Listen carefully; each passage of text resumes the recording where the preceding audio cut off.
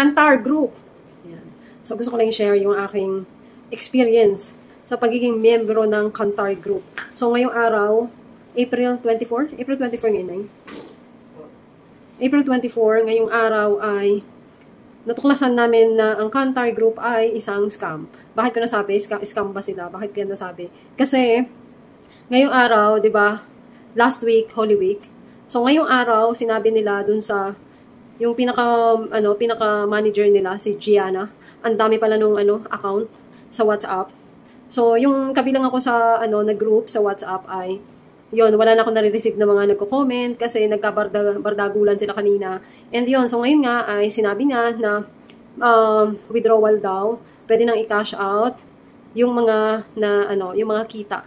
So from 10 AM hanggang alas 2. So ako syempre gustong-gusto ko nang i-withdraw kasi nga so ang level ko pala ay V1. So ang capital ko, yung pinuhunan, actually sa kapatid ko to. Hindi ako yung nagpuhunan. So yung kapatid ko, in-invite lang siya ng katrabaho niya. And actually, sinabi ko yun sa kanya na, scam yan, ganyan. Kasi parang siyang yung pyramid scheme. Parang ganon. Ngayon, syempre, dahil nga ay pinilit daw siya ng katrabaho niya kasi member yun.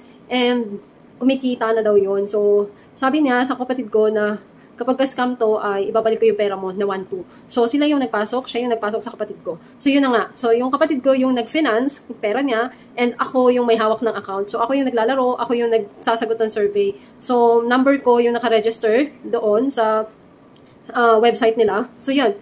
So, nung Holy Week, yung survey nila, kasi kapag ka V1 ka, 40 pesos lang yung, yung bayan doon sa bawat survey, task ang tawag. So, nagtataka lang ako sa, sa website nila, as in Tagalog na Tagalog, as in malala yung pagka-Tagalog, so sobrang lalim. And, yun yung napansin ko, bakit pwede namang, slight English, pero hindi, ito talaga, as in talagang pure Tagalog, na minsan nga ang hirap intindihin. And, ayun, so, sinasagutan ko siya, meron silang double pay na tinatawag ng Holy Week, so, nakaabot ako noon 3 days, so, bawat sagot ko ng survey nila ay 40 pesos, bali, 2 tanong. So, bali, meron akong 80 pesos a day. So, nakaabot ako noon, 3 days, meron akong 80-80. And, umabot yung sahod ko. Tapos ngayon kasi normal na, simula nung Monday, nag-regular na, 40 pesos na lang, isang tanong na lang yung binibigay nila. So, yun.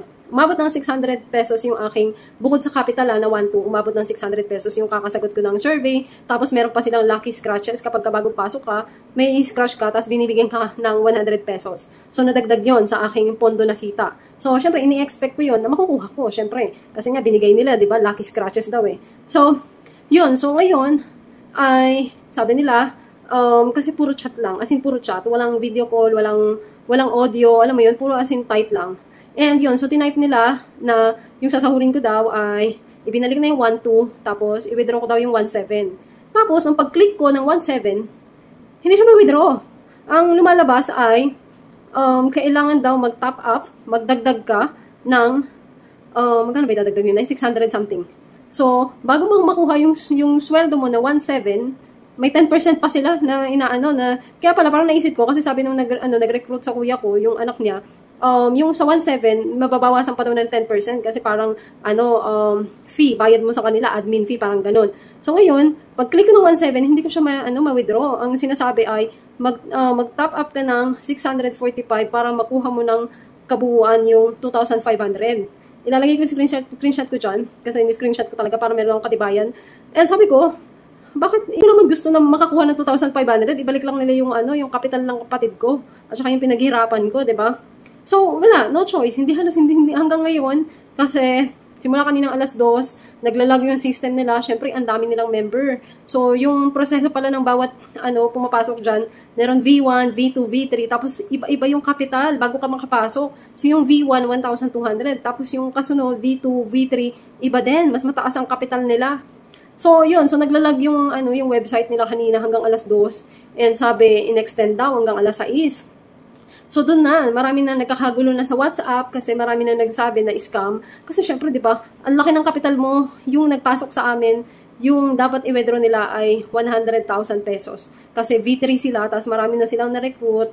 Syempre, may dagdag pera daw yon, may bonus kapag kami na-recruit ka. So, umabot ng 100,000 kasi hindi nga siya na wala daw withdrawal ng Holy Week kasi nga ay holiday, walang bangko. So, napaisip ako, sabi ko, parang tiniming nila ng Holy Week, no? Parang meron silang i-reason, meron silang idadahilan sa tao. Tapos, syempre, maraming pumasok na pera sa kanila, maraming na-recruit, di ba? Tapos, eto na, boom. Tapos, scam na pala siya. So, ewan ko, marami nang umalis sa group and marami nang nag-comment na scam ka, ibalik mo yung pera namin, ganyan. Tapos, and yung kausap ko, yung nagpasok sa kapatid ko, ay sila ngayon nag-recruit sa kapatid ko and sabi, babalik daw yung 1,200 sa kapatid ko. Kasi nga sabi nila, kung scam to, ibabalik namin yung 1,200 mo. Kasi nga, gusto nga nilang, wala talaga silang idea kasi gusto lang naman talaga nilang makatulong. Kasi sabi nila, proven na legit. Kasi like, month na daw sila sa Kantar na to eh. Tapos kumikita na sila.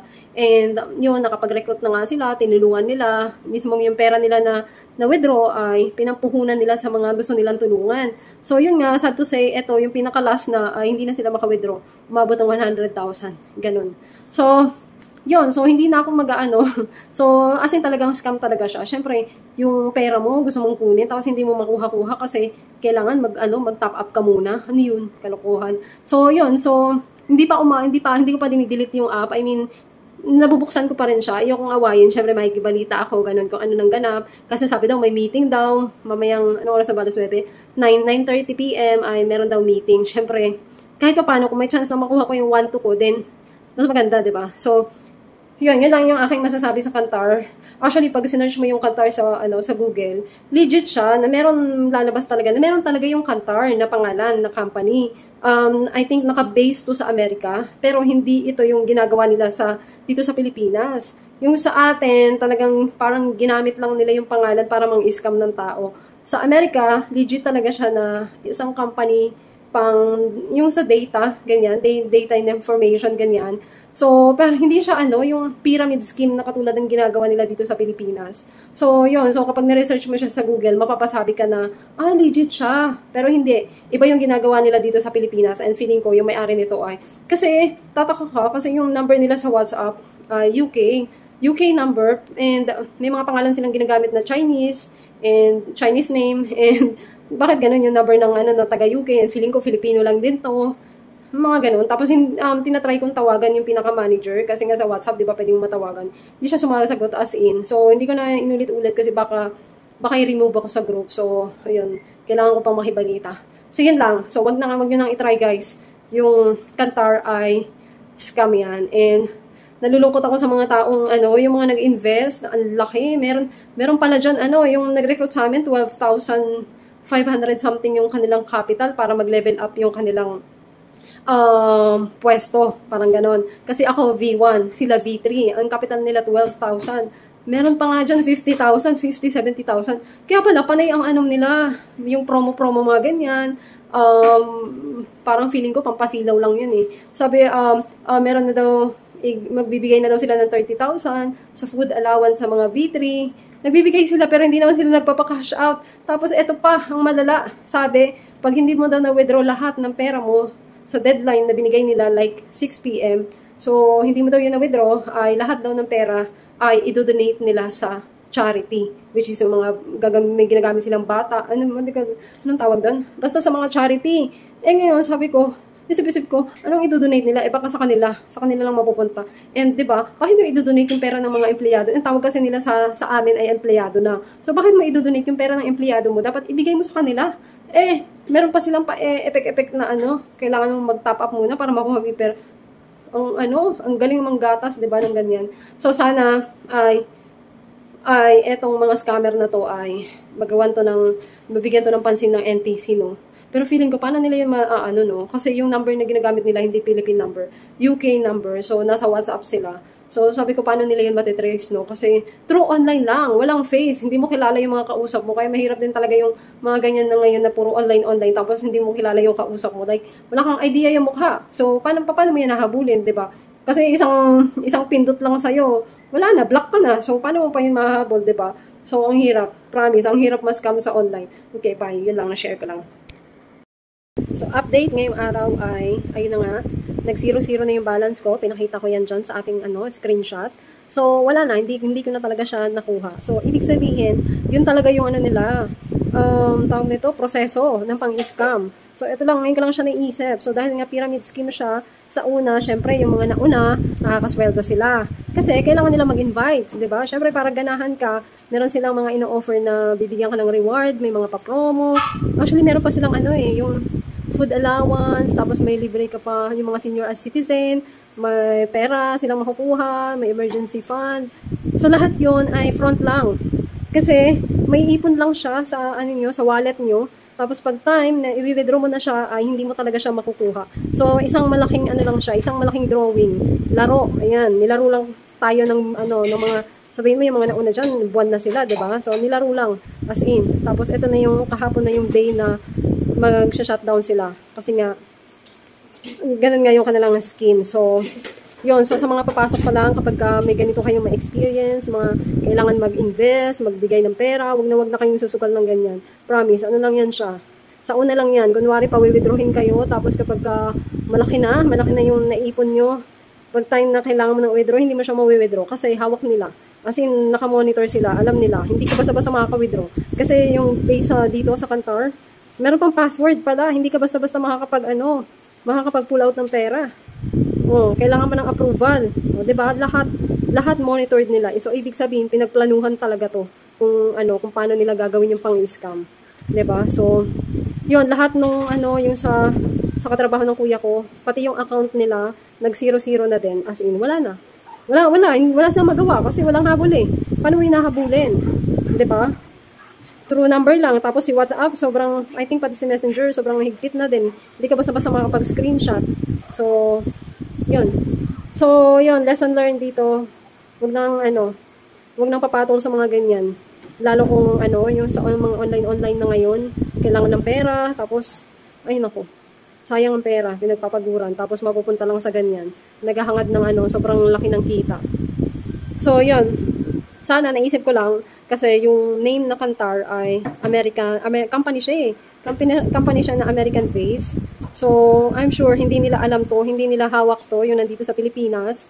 So, feeling ko, ginagamit lang nila yung pangalan na yun. Kasi nagtataka ako, pure na Tagalog eh. Wala kang makikitang English doon sa doon sa mismong website nila eh. Kahit yung mga pagsagot ng mga tanong, walang English eh. Puro Tagalog eh. Malalim na Tagalog. So, ibig sabihin, parang feeling ko, syempre, iniiwasan nila yan, na mabisto sila, na ginagamit nila yung pangalan sa pang-scam, which is hindi naman sila talaga yung may-ari ng pangalan na yan. So, feeling ko copyright yan. So, sana ma-discover ng totoong may-ari ng name na to, which is yung taga-America na, alam mo yun, ma-discover nila to na ginagamit yung name nila na pang-scam lang. So, sana mapasira nila para hindi na nila magamit yung pangalan na to. And I think, syempre, kapag magpapalit lang yan ng pangalan, manggagamit na naman ng ibang pangalan, diba? So, yun.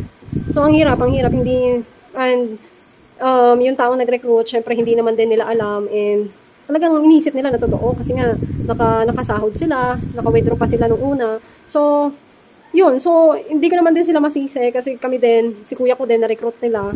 So, yun. Sabi, ay ibabalik nila yung pera ng kuya ko, yung 1,200. Kasi hindi naman talaga yun sila magre-recruit kung talagang diba, alam nila na sa kaduluduluhan pala nung larong to, mangi-scam lang pala. So, yun, hindi nila alam. So, parehas talaga kami yung mga biktima dito. So, yun.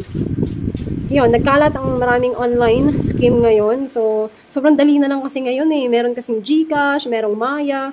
Ang dali na lang mag-transfer ng pera, promise. So, ang dali na rin may scam ang mga tao ngayon. As in, one click lang, ubos agad ang pera natin. So, ganun. So, ingat-ingat sa mga ganyang mga online scheme, mga pyramid scheme, mga manloloko.